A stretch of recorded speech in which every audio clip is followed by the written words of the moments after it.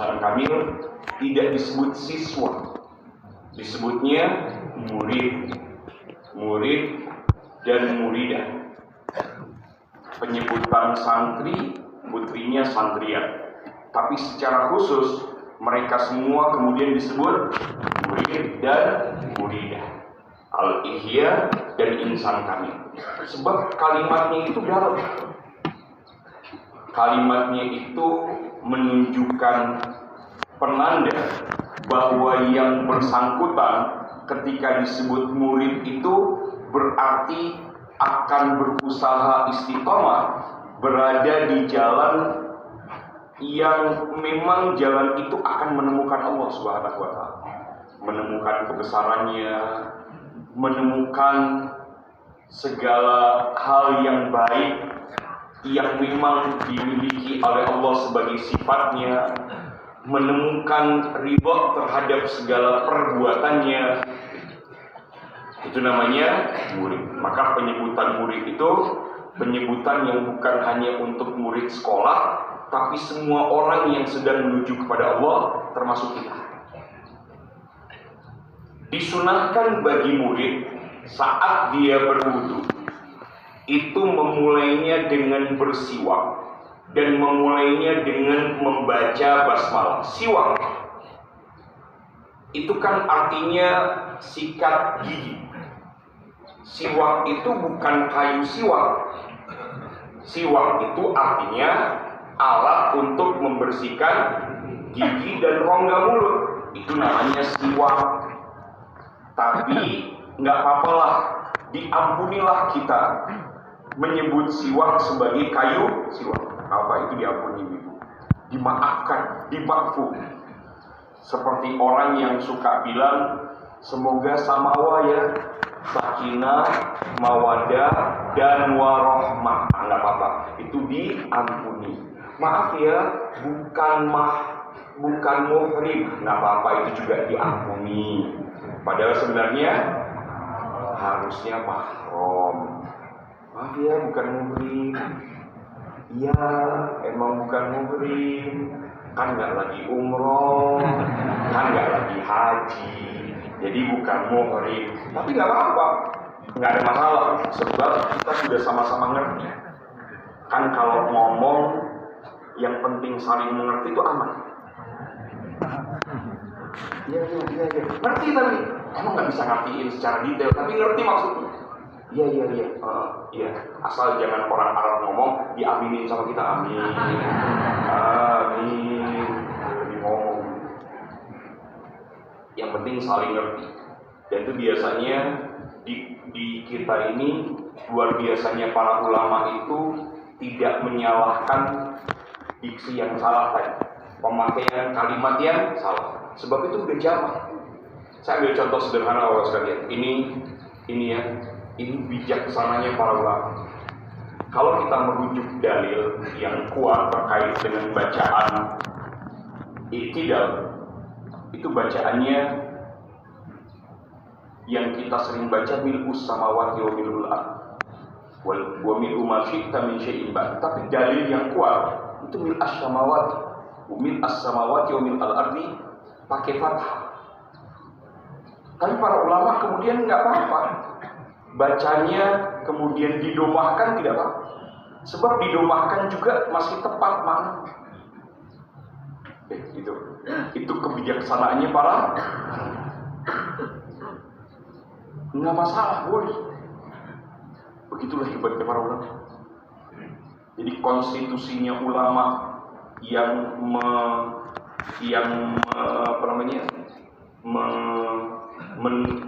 menempatkan dalil mil'as samawati itu sebagai dalil yang paling kuat, itu kemudian bisa para ulama itu bisa menerima ketika awam mengkonstitusikannya konstitusi yang berbeda.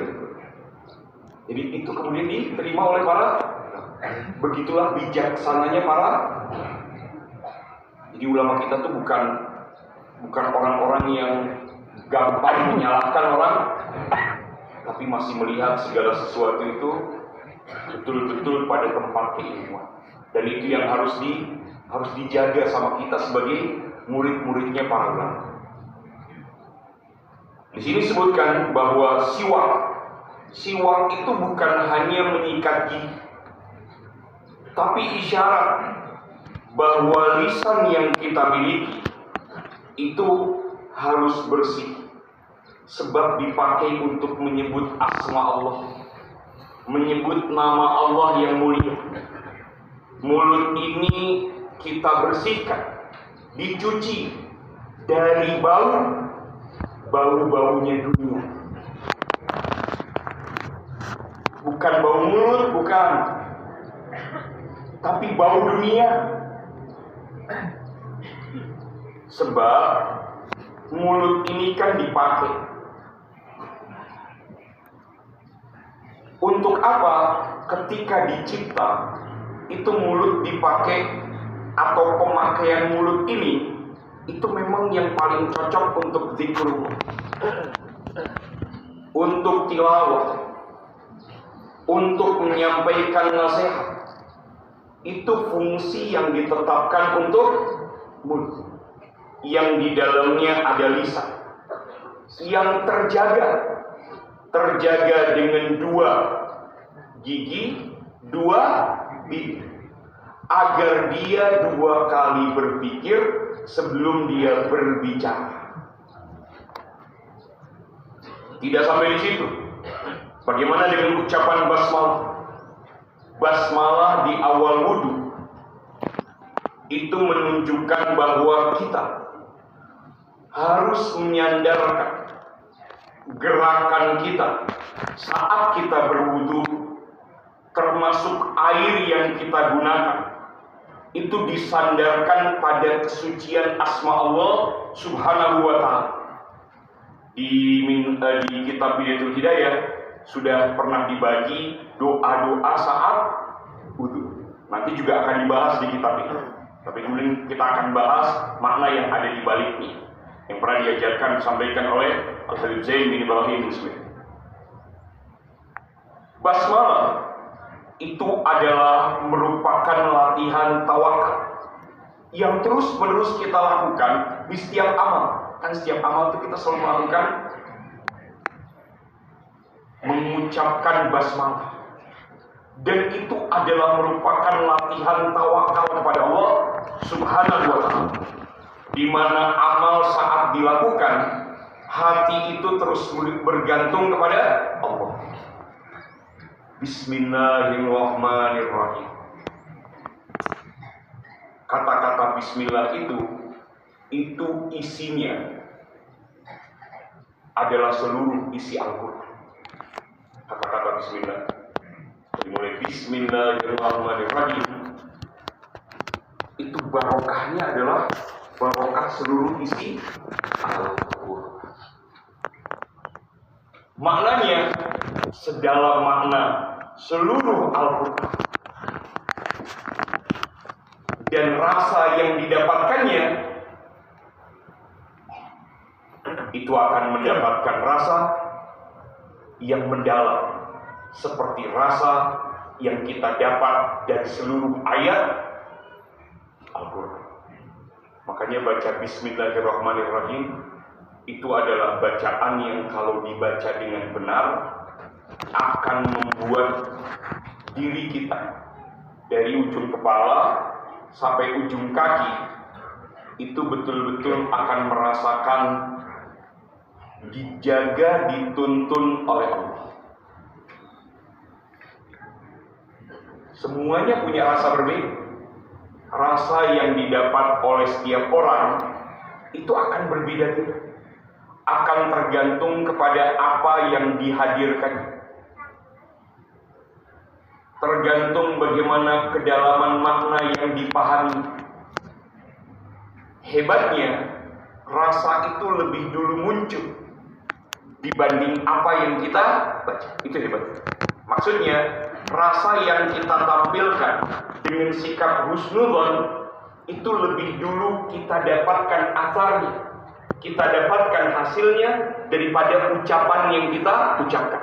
Dengan kata lain, jika ada orang yang tidak fasih membaca basmalah Bismillahirrahmanirrahim, Jika hatinya itu betul-betul kuat, betul-betul hatinya ngerasa, hatinya mampu menghadirkan, maka dia akan mendapatkan rasa lebih dulu dibanding ucapannya. Ucapannya nggak pasti. Bukan orang yang belajar tajwid, tapi hatinya udah nyangkut. Ada orang disuruh wirid Fatihah ribuan kali, bacanya cuma Fatihah. Tapi hasilnya dapat, Pak. Sebab dia husnudzon terhadap, nggak tahu, dia nggak tahu baca wirid apa, Abah baca Fatihah berapa, Abah? Ya terserah lah, enggak yang berapa banyak? Ini Fatihah gampang, Abah. Berapa banyak? Ya udah 100.000 kali. Berapa lama, Abah? Ya seminggu lah tidak datang lagi sama Abah. Kita cerita. Belum seminggu, belum sepekan, baru 3 hari udah beres. Udah beres kok. Selesai. Sebenarnya dari kemarin udah beres. Gimana bacanya? Fatihah. Tapi hasil maksud. Jadi memang urusannya itu bukan urusan, tapi urusannya adalah urusan lebih dulu sampai daripada lisan. Bahkan bisa jadi, katakanlah, belum sempat kita berucap, apa yang dihadirkan di hati itu udah sampai dulu. Itu hebatnya hati. Sebab hati itu bisa bicara tanpa kata. Hati itu bisa sampai tanpa batasan waktu. Begitu hebatnya hati. Makanya kalau ada anak, ini mah cerita di dunia, Pak. Kalau ada anak sama orang tuanya itu masih nyangkut hatinya tuh hebat. Baktinya dia itu urusan hati. Tapi ada anak yang serumah bahkan sama orang tuanya, tapi hatinya nggak nyambung sama orang tuanya. Seatap, serumah, tiap hari bentrok sama emaknya. Tiap hari bentrok sama ibunya. Tiap hari bentrok sama bapaknya. Seatap, serumah. Sebab hatinya memang jauh. Entah di mana. Ibunya hatinya di mana, bapaknya hatinya di. Anaknya nggak tahu di mana hatinya. Ya Allah, itu tuh rumah rasanya kayak apa, Pak? Rumah kecil rumah. Ketemunya lu lagi.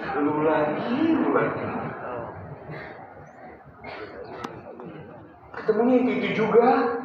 Tapi rumah itu nyaman, rumah itu damai. Sebab hati mereka luas. Ini rumah gede, 3 tingkat, ada kolam renang di atas. Tapi semua orang di dalam itu hatinya masing-masing. Ada yang hatinya di lantai 2 sambil melanglang buana entah kemana. Ada yang hatinya terus di lantai 1 nggak pernah nyambung, nggak pernah bahkan berada satu meja makan pun nggak. Nah, itu yang harus kita jaga. Hati itu bisa melewati waktu tanpa batasan. Bahkan hati itu nggak usah saling bicara. Kakek nenek lagi duduk berdua di teras. Masa tua sambil makan rebusan. Jangan gorengan, rebusan. Sehat rebusan. Makan rebusan singkong.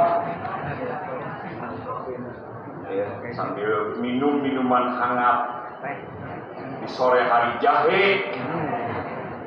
Itu tuh mereka duduk berdua, nggak bicara, tapi hati satu tuh bahagia. Sambil nenek melihat kakek senyum-senyum, kata orang dari jauh, tapi karena hati mereka nyambung, ya tanpa bicara pun, begitulah keadaan.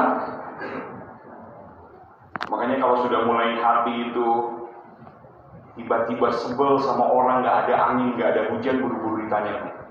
Tiba-tiba bangun tidur melihat suami sebel gitu.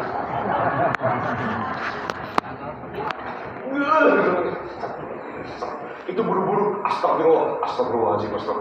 astagfirullahaladzim, pegang dada suami. Kata suami, ada apa? Enggak. Pegang dada. Alam nasrah laka sadrak wa wada'na anka wizrak. Kan kalau di dalam dalil itu hadis, kalau ada sesuatu yang tidak mengenakan meludah ke arah kiri tanpa ludah, jangan begitu gitu. Itu suami itu. Ya Allah, perasaan-perasaan itu nggak bagus, tidak bagus. Buru-buru harus dibereskan. Sebab hanya tinggal menunggu waktu. Itu bom waktu. Itu bom waktu yang tiba-tiba bisa meledak kapan saja. Masalah. Kita lanjutkan. Basmalah itu bentuk kita menggantungkan diri kepada Allah dan hanya kepada Allah. Terus. Wa an yaghsila kaffayhi salasan. Kemudian setelah bersiwak, setelah membaca basmalah, maka dianjurkan bagi kita, disunahkan bagi kita untuk membasuh tangan sampai pergelangan tangan. Itu dibasuhnya berapa kali? Dibasuhnya 3 kali. Jangan lupa, tangan ini adalah salah satu dari utusan hati. Hati itu adalah pemimpinnya dan seluruh anggota tubuh itu adalah anggotanya. Dan tangan itu salah satu dari utusan hati. Sesuatu yang disukai oleh nafsu itu akan cepat direspon oleh tangan. Maka membasuhnya menjadi 3 kali itu sebuah pengakuan yang sangat halus, seakan mengatakan, ya Allah, jika tangan ini pernah menjangkau yang haram, jika tangan ini pernah menerima yang syubhat, jika tangan ini pernah menzolimi, maka aku sucikan tangan ini dengan taubat kepadamu, ya Allah. Di dalam kitab Minhajul Abidin kan disebutkan bahwa tangan itu harus dijaga. Jangan sampai pernah melukai orang atau mengambil hak orang. Dan pembuka penjaganya itu dengan cara wudhu. Pintu yang dimasuki untuk menjaga itu semua adalah wudhu. Summa yatamadmadu wa yastansiku bisalasi warfatin. Yang berikutnya adalah berkumur-kumur, memasukkan air ke dalam mulut dan kemudian mengeluarkan air dari dalam mulut bisalasi ghurfatin au ghurfatin dengan 3 kali. Itu 3 kali berkumur. Dalam kitab Takrir As-Sadidah itu tata caranya itu sampai 6 cara. 3 cara terpisah, 3 cara digabungkan. Jadi ada cara terpisah mulut dulu. Oh maaf, ini yang ini ya. Maaf, ini mulut sama hidung. Ini nanti kita nyambungkan dengan mulut dan hidung. Ini khusus mulut, masukkan air ke mulut kemudian mengeluarkannya. Itu 3 kali saja. Terus kalimatnya berikutnya, yusilu bainahuma bikulli qarfatin. Setiap berkumur tadi itu terus menerus. Jadi kumuran yang pertama, kedua, ketiga itu terus berlanjut. Wa yastansiru ma fi batini anfihi biyasarihi.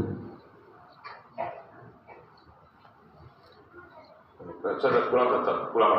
Ini jadi kehilangan ritme. Pulang. Ini gara-gara mikirin serumah seatap tapi nggak sehadir. Salah terjemahan. Ya.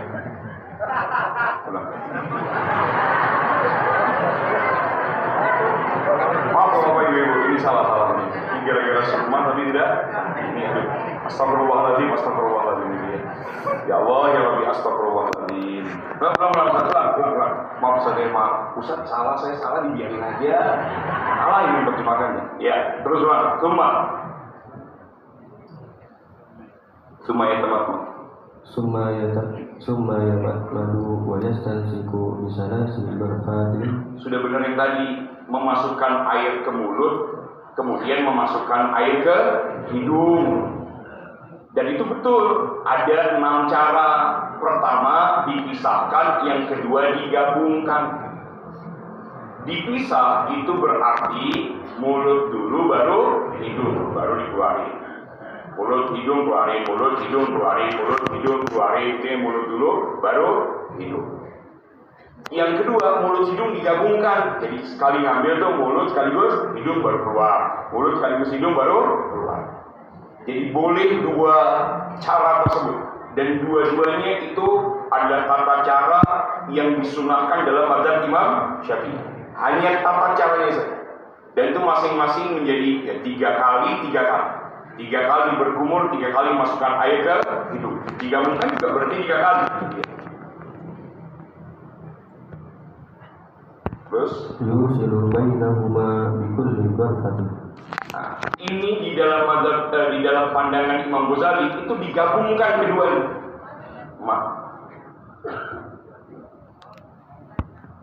Jadi masuk mulut, hidung, air di sisa sini. Bukan air yang di mulut dimasukkan ke hidung. Masukin mulut, bobor masukin. Jadi bukan dikeluarin, masukin ke hidung. Itu pertanyaan anak-anak, Ustaz. Itu gimana caranya? Jadi air yang di mulut dimasukin ke hidung? Bukan. Air yang ada di tangan ini untuk mulut sekaligus hidung. Oh gitu ya. Oh iya. Tidak dimasukkan gitu. Terus Wa yastansiru ma fi batini anfihi biyasari. Sedangkan cara mengeluarkannya itu dengan tangan kiri. Jadi masukkannya dengan tangan kanan, keluarkan dengan tangan kiri. Itu sunnahnya. Mulut itu harus dibersihkan. Kenapa mulut harus dibersihkan? Sebab ada 2, sebagaimana sudah disebut tadi, 2 hal besar yang akan masuk ke dalam mulut. Yang akan dipakai, mulut akan memakai kedua hal itu dan harus dipakai sepanjang hidup. Apa itu? 1 zikir, 2 ilmu. Dan itu yang paling agung, itu yang paling utama, itu yang paling hebat. Tidak ada yang lain. Berdosa bagi kita sebagai orang yang sudah pernah belajar. Berdosa bagi kita yang terus sekarang sedang belajar. Dan berdosa bagi kita yang terus menetapkan diri di dalam tempat ilmu tapi ngomong nggak pakai ilmu. Wajib kita berbicara, dasarnya itu adalah ilmu. Udah kehabisan bicara, ilmu tuh luas. Hingga kita meninggal dunia, kita nggak akan bisa menyelam ilmu sampai kepada kedalamannya. Nggak nyampe ke kedalamannya, saking dalamnya itu ilmu. Mungkin pada saat ini kita masih berenang di tepian, enggak, sudah mulai kita berada di tengah lautan, iya, tapi mungkin kita masih ada di permukaannya. Enggak, saya sudah mulai menyelam, iya, tapi tidak akan pernah sampai kepada ujungnya. Dengan kata lain, tidak mungkin kita tidak bisa berbicara pakai dasar ilmu. Banyak, saking banyaknya. Nah, saya nggak tahu ya, saya nggak ada lagi obrolan tentang ilmu. Udah kehabisan omongan tentang ilmu. Yang ngomong. Kalau sudah kehabisan obrolan soal ilmu, diam, jangan ngomong. Sebab jadi salah. Sebab jadi keliru. Nanti teh ngomong teh pakai nafsu. Ngomong itu akhirnya yang dipakai logika. Dicari cara bagaimana yang kita omongkan itu seakan-akan menjadi benar pakai logika. Nggak bisa. dasarnya ilmu. Berantakanlah segala omongan kita yang dimulai dengan logika. Jadi ya sederhana saja Pak. Itu yang sederhana saja. Berpikirnya sederhana. Kenapa kok tidak pakai logika ilmu? Iya, sebab ilmu itu dasarnya iman. Logika itu menjadi penguat saja. Bukan di awal, penguat saja. Allah nyuruh kita menggunakan akal, dan akal itu harus digunakan, tidak bisa tidak, sebab akal itu adalah penguat dari iman itu sendiri. Saya nanya sama anak, dan pertanyaan ini pertanyaan yang sering diucapkan sederhana, tapi biar kita paham bahwa dasarnya semua adalah iman. Kalau kalian buang angin, kentut, itu kalau buang angin yang batal wudu, harus wudu lagi. Tapi kenapa yang dibasuh muka? Yang kentut apa bokong? Tapi yang dibasuh harusnya yang dibasuh yang malu. anak ditanya, kenapa begitu? Gak usah cepet mikir. Sekarang terima dulu saja. Kalau buang angin, Allah suruh. Terus gimana bisa masuk? Sekarang saya tanya, kalau kalian buang angin, yang malu pantat apa muka?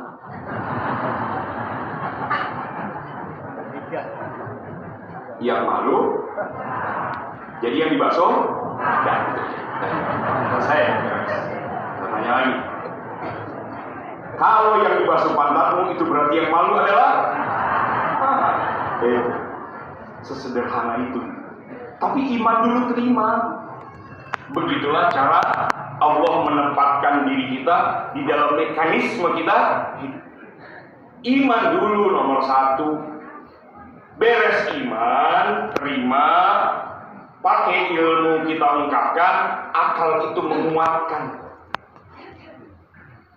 Dan semuanya berfungsi, ya, semuanya berfungsi. Sebab agama ini bukan doktrin yang kita harus terima tanpa kita tanya.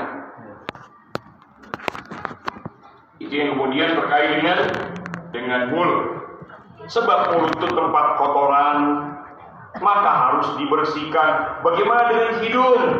Hidung itu jalan nafas. Nafas itu rahmat kehidupan yang Allah berikan pada manusia. Memasukkan air ke hidung, kemudian mengeluarkannya. Itu seperti kita sedang mengeluarkan bau kemaksiatan, debu kelalaian yang melekat dalam kehidupan kita. Sebab ini kan rahmat kehidupan. Ini rahmat kehidupan yang melekat dalam kehidupan kita, yang menghalangi rahmat Allah. Mengingat bahwa ini semuanya milik Allah, itu yang bisa sekalian, tubuh ini, terutama yang 7 itu mata, terus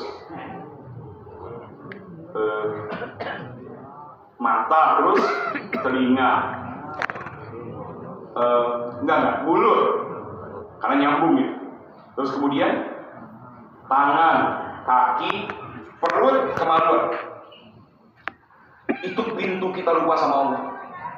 7 itu pintu lupa kepada Allah. Ketika salah satunya dikotori, maka berpotensi kita melupakan Allah, melupakan diri ini milik Allah, melupakan apa yang kita punya dari Allah, sehingga akhirnya kemudian memberikan semua pengakuan ini milik kita. Sebab lupa diri, lupa daratan, entah melayang kemana, yang jelas bukan ke langit. Sebab orang yang melayang ke langit, dia akan melihat segala sesuatu kebesaran Allah. Entah dia melayang kemana, yang paling jelas dia sedang melayang di atas khayal dan angan-angannya. Yang itu membuat dia tidak menapak di bumi, juga tidak sampai kepada langit. Nah, kemana-mana, situ-situ aja, terus menghayal dan menghayal. Nauzubillah min dzalik. Terus Summa yaksilu wajhahu salasan mubtadi'an min a'lam. kemudian wajah, kan wajah ya, wajah ini kan tawajuh.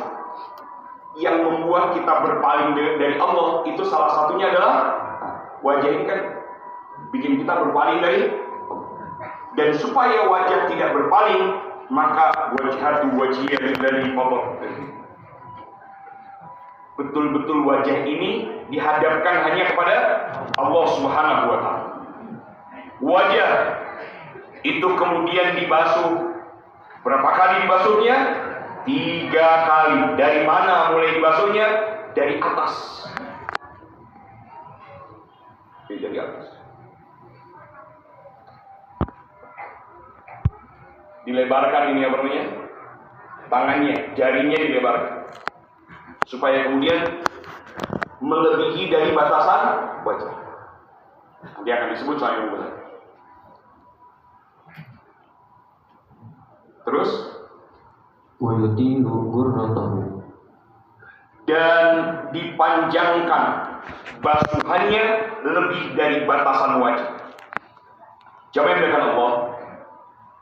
Ketika kita membasuh wajah dari atas, itu seakan-akan kita mengatakan, ya Rabb, ya Allah, aku hadapkan seluruh diriku padamu.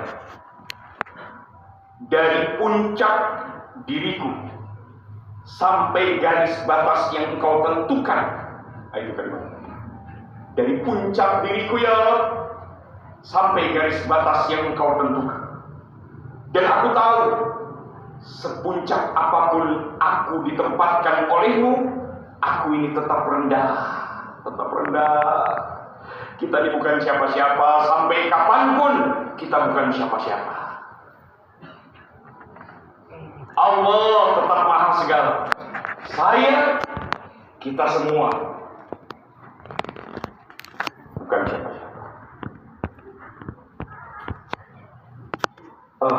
Ya Allah, saya kagum sama Abi. Abi itu hebat. Abi itu tawadhunya luar biasa. Abi itu punya sawah. Ini riwayat dari salah satu muridnya, punya sawah. Yang waktu itu ditawarkan untuk dipakai berasnya itu hasilnya untuk dijual. Tapi nggak dijual sama, bagi-bagiin, ngurusin beres gitu ya. Ada yang minta beras.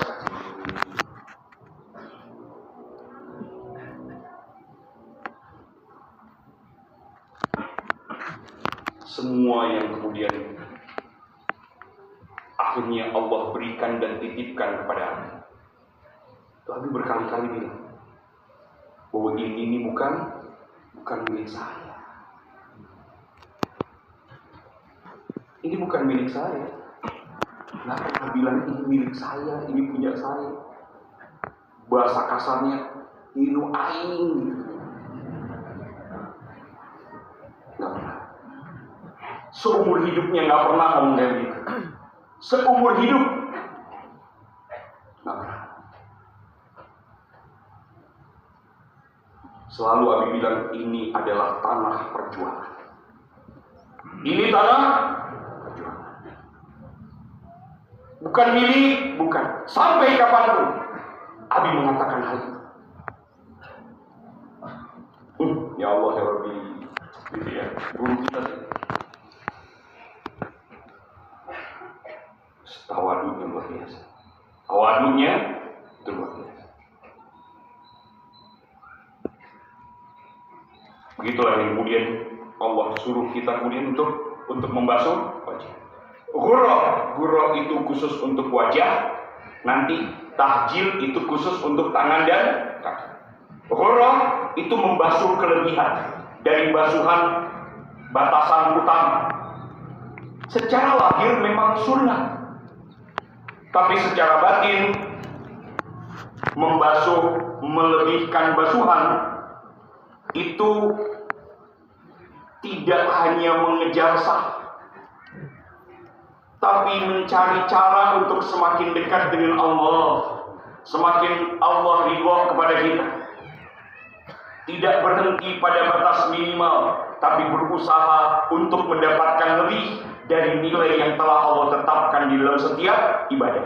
Bahkan di yaumil qiyamah, Ghurrah Muhajirin itu menjadi penanda umat Nabi Muhammad, sebagaimana pernah disampaikan di dalam majelis ini, dan saya mengutipnya dari kitab Al-Fawaidul Mukhtarah Sadiqit Tariqil Akhirah. Itu disebutkan bahwa di yaumil qiyamah itu umat dari zaman pertama sampai zaman terakhir bisa dibedakan khusus umat Nabi Muhammad oleh para nabi termasuk Nabi Adam itu karena cahayanya. Jadi ada penanda khusus untuk umat Nabi Muhammad. Apa itu? Cahaya. Didapat dari mana cahaya itu?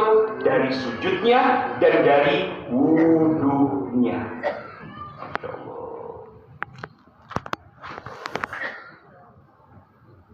Wudu itu akan menjadi tanda penanda. Itu yang cerita Nabi Adam ngelihat, ya Ahmad ta'al, itu ada umatmu, salah seorang umatmu lagi mau diseret, mau dimasukkan ke dalam neraka. Sebab ada apa? Ada penanda, ada cahaya khusus untuk umat Nabi Muhammad SAW. Sampai akhirnya Nabi lari dan nahan itu malaikat. Tahan itu malaikat. Ya malaikatullah, tahan ini umatku, jangan engkau masukkan dalam neraka. Tahan, tunggu di sini, aku datang kepadamu. Ya Allah, aku minta padamu, tidak masukkan seorang pun dari umatku dimasukkan ke dalam. Nah, Allah mengizinkan itu. Akhirnya umat tadi ditaruh di dalam timbangan, dimasukkan sesuatu ke dalam timbangannya. Yang tadi timbangannya yang baik itu ringan menjadi berat, bahkan beratnya sempurna. Ditanya sama umat tadi, ya Rasulullah, ya Nabi Allah, apa yang kau masukkan dalam timbanganku? Maka jawaban Nabi, ini adalah salawat yang kau baca padaku di dunia. Kalau sudah nggak punya jaminan lagi, maka jaminan terakhir kita adalah bacaan salawat kepada Nabi Muhammad. Kalau nggak punya jaminan, terus, nah masa.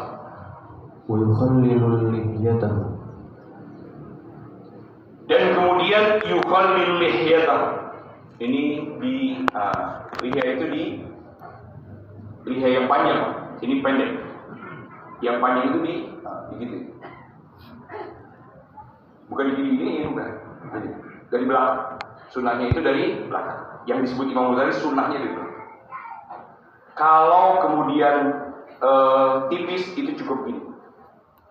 Tipis itu gimana? Ciri tipis itu dari majelis takhatub, dari majelis ngobrol kayak gini kan majelis ngobrol.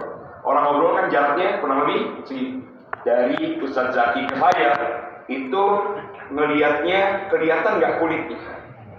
Kalau ibu kelihatan kulitnya, iya kan tipis banget itu. Kelihatan kulitnya berarti itu tipis. Tapi kalau tebal, majelis takhatub begini itu nggak kelihatan kulit. Itu artinya tebal.